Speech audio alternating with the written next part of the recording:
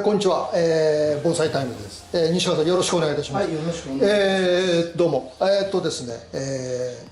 また梅なんですけども、はい、西川さん、今年の3月ですか。はい、なんか、この園に来られて、はい、この状況で、今もう6月なんですけども、はい、植え替えとかきれいになって、はい、この状況でおるんですが、はい、これは西川さん、どんな感じで当初は預かった時というのは。はい、そうですね、これが今年の3月の8日だったと思いますので、はいはい、庭先に植えてあるというお話で、今あげて大丈夫ですかということで、いろいろ状況を聞いたらあげられるということなもんですから、じゃあ持ってきていただければなんとかなるんじゃないですかということで、持ってきていただいたんです。まさかこんな大きいもの来ると思いませんでしたけどね、測ったら1メートル20とかってね、大きいですよね。夕焼きですよね、ちょっとした。それでも梅ですからね、なんとかなるということで、持ってきてもらった時には、こう直に上げた状態なんですが、ちょっと根っこを見てみましょうということで、根を探ってみたら、これはもう鉢に入るということで、それででも浅かったんですよね、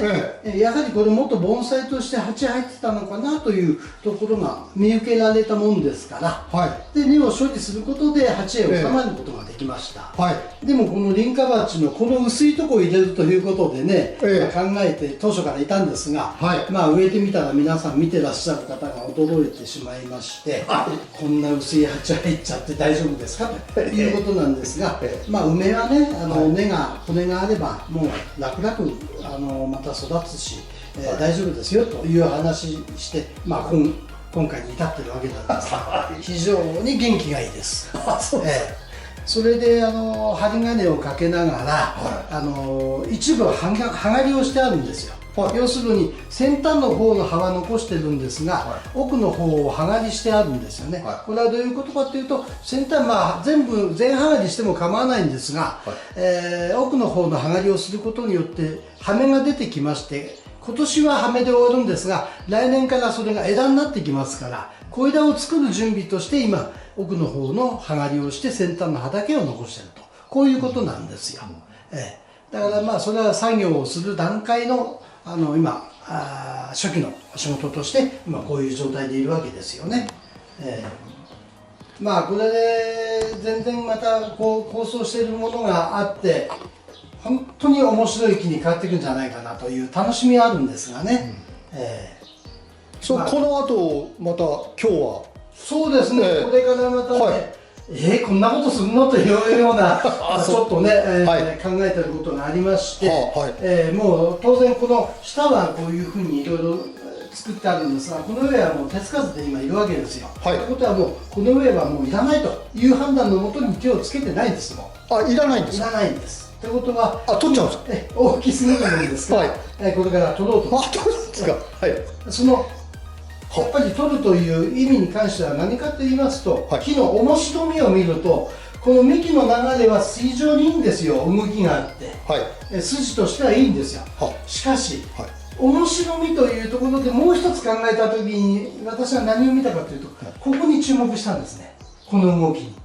やはりこの動きなんです。これは枝なんですよね、下枝なんですね。だけども、この動きが面白いもんですから、それだったらここで相関風のものにしてしまえば背も低くなるし、動きとして捉えれば、きっと将来面白い木ができたなという、そういうところが見えたもんですから、そういう考えになったわけですね。だからここで今日取れるかと思うんですけど、ここから外そうかなと思ってるんです。そうするとここの動きがはっきりして、この相関体がはっきり見えてきて、やはりその方がいいのかなというようなものが見えてくると思うんですよね。これが今回できる今年の最後の仕事なんです。だから葉刈りはもうこれでね、これ以上はもう今年しません。しても出るのは分かってるんですが、今年はもうこれでいいんじゃないかなということでいます。だからこれから2年3年かけていったらガラッと木が変わってしまいます。それと同時に鉢移りも変わっていくんだろうなという、そういう楽しみがありますね。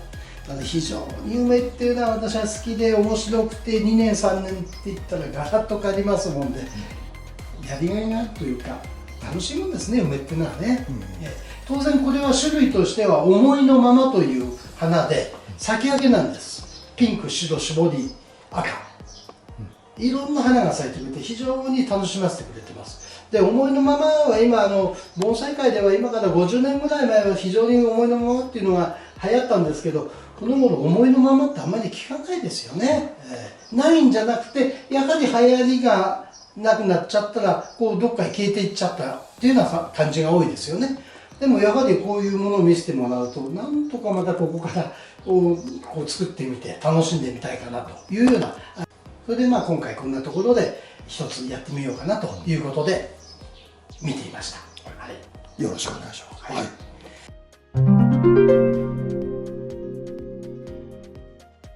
じゃあ早速作業をやりたいと思います。お願いします。本当にね、まあ切るっていうのはちょっとね忍びがたいんですけどもね、しょうがないですね。はい、もうね。だからもうね、まあ枝を切ってってもいいんですけどね、まあここでもう外す予定でいますからね、もうこの辺でね切ってしまいますから。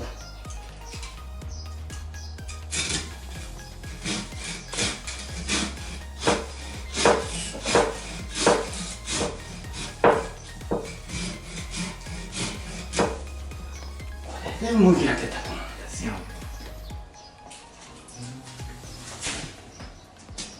やはりここの動きが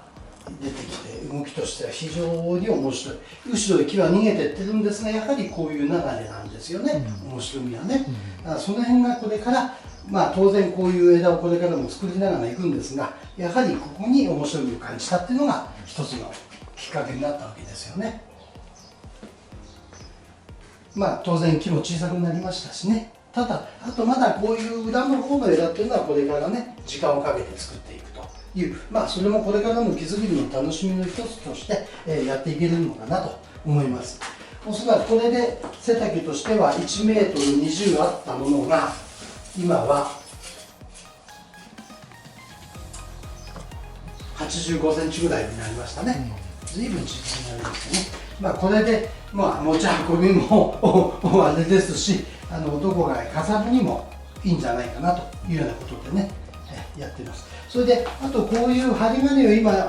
貼ってあるんです。これね、針金でこういうふうに引き込まないと、針金をかけるということでやったら絶対もう折れるの分かってますか